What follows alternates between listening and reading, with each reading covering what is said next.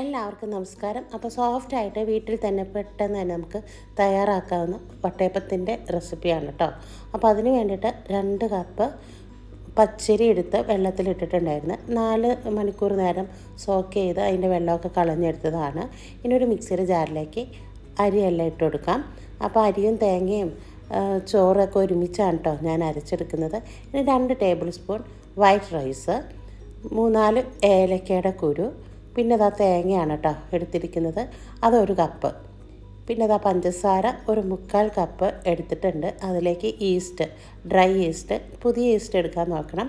1/2 teaspoon ഈസ്റ്റും കൂടി ചേർക്കുന്നുണ്ട്. എന്നിട്ട് നമ്മുടെ മിക്സിയുടെ ജാറിലേക്ക് ഇട്ട് കൊടുക്കാം. ഒരു ഡ്രോപ്പ് വാനില എസൻസ്, ഒരു വെളുത്തുള്ളിയുടെ അല്ലി. ഇത് നല്ല സോഫ്റ്റായിട്ട് കിട്ടാൻ വേണ്ടിയിട്ടാണ് കേട്ടോ. ഇതൊരു ടിപ്പാണ് കേട്ടോ. ബേക്കറി സ്റ്റൈല് വട്ടയപ്പം കിട്ടാൻ വേണ്ടിയിട്ടാണ്. അടിപൊളിയാണ്. ഇനി ഒരല്പം വെള്ളവും കൂടി ഒഴിച്ചെടുത്തിട്ട് നന്നായിട്ട് ഇതൊന്ന് അരച്ചെടുക്കാം. നല്ല സ്മൂത്ത് ബാറ്ററാക്കിയിട്ട് എടുത്തിട്ടുണ്ട്. ഇനി ഇതുപോലെ ഒരു വലിയ പാത്രത്തിലേക്ക് നമുക്ക് ബാറ്ററൊക്കെ ഒഴിച്ചെടുക്കാം. ഇനി ഒരു തവി വെച്ചിട്ട് നന്നായിട്ട് ഇളക്കി യോജിപ്പിച്ച് കൊടുക്കാം. നല്ല രീതിയിൽ തന്നെ മിക്സാക്കി കൊടുക്കാം കേട്ടോ. കൈ വെച്ചാണെങ്കിൽ ഏറ്റവും നല്ലതാണ്, അല്ലെങ്കിൽ തവി വെച്ചിട്ടാണെങ്കിൽ ഇതുപോലെ നന്നായിട്ടൊന്ന് പൊക്കി മിക്സ് ചെയ്ത് കൊടുക്കാം. ഇനി അടച്ചു വെച്ചിട്ട് നമുക്ക് ഒരു 3 മണിക്കൂറാകുമ്പോഴത്തേനും നമ്മുടെ മാവൊക്കെ പുളിച്ച് പൊന്തി വരും. എനിക്കൊരു 3 മണിക്കൂർ മതി കേട്ടോ. ചൂടുള്ള സ്ഥലത്താണെങ്കിൽ 2-3 മണിക്കൂർ മതി. തണുപ്പുള്ളതാണെങ്കിൽ ഒരു 5 മണിക്കൂർ അത്ര മാത്രം മതി. നമ്മുടെ മാവൊക്കെ നന്നായിട്ട് നല്ല രീതിയിൽ സോഫ്റ്റായിട്ട് പൊങ്ങി വന്നിട്ടുണ്ട്. നന്നായിട്ടൊന്ന് മിക്സാക്കി കൊടുത്തിട്ട് ഒരു സ്റ്റീൽ പ്ലേറ്റ് വെച്ചെടുക്കാം. എന്നിട്ട് കുറച്ച് നെയ്യൊന്ന് തടവി കൊടുക്കുന്നുണ്ട്.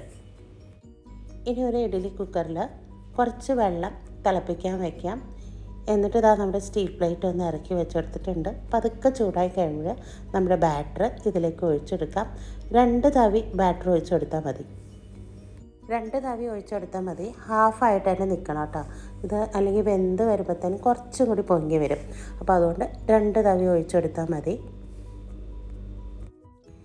ഇനി ഇതിപ്പോൾ നമുക്ക് അടച്ച് വയ്ക്കാം. അടച്ച് വെച്ചിട്ട് ഒരു 5-10 മിനിറ്റ് കഴിയുമ്പോഴത്തേനും ഞാൻ തുറന്നിട്ടുണ്ട് കേട്ടോ.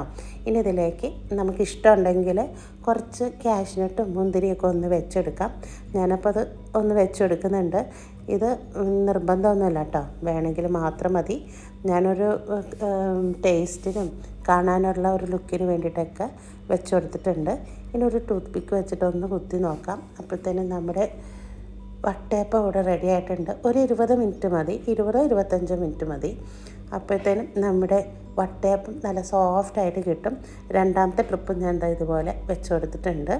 അതും സോഫ്റ്റായിട്ട് കിട്ടിയിട്ടുണ്ട്. അതിൽ കുറച്ച് കറുത്ത മുന്തിരി ഇട്ട് കൊടുത്തിട്ടുണ്ട്. അപ്പോൾ നമ്മുടെ സോഫ്റ്റ് വട്ടയപ്പം ഇവിടെ റെഡി ആയിട്ടുണ്ട്. എല്ലാവരും ഈ പെരുന്നാളിനൊന്ന് ട്രൈ ചെയ്ത് നോക്ക്. നല്ലതുപോലെ തണുത്തതിന് ശേഷം നമുക്കിത് കട്ട് ചെയ്ത് സെർവ് ചെയ്യാം. അപ്പോൾ നല്ല അറിവായിട്ട് വരുന്നവരെ പോയിട്ട് വരാം.